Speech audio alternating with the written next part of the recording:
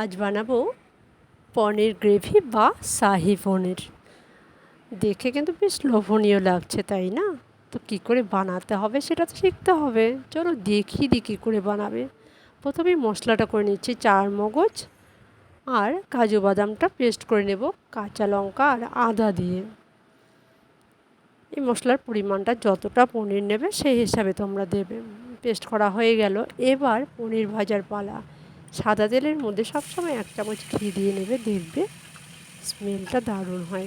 পনিরটা এবার ভেজে নিলাম, পনির ভেজে উঠিয়ে নিচ্ছি।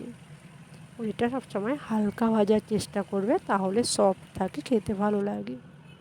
এবার ওই তেলের মধ্যে এলাচ আর সাদা জিরে ফোড়ন দিয়ে পেস্ট করা মশলাটা দিয়ে দিলাম।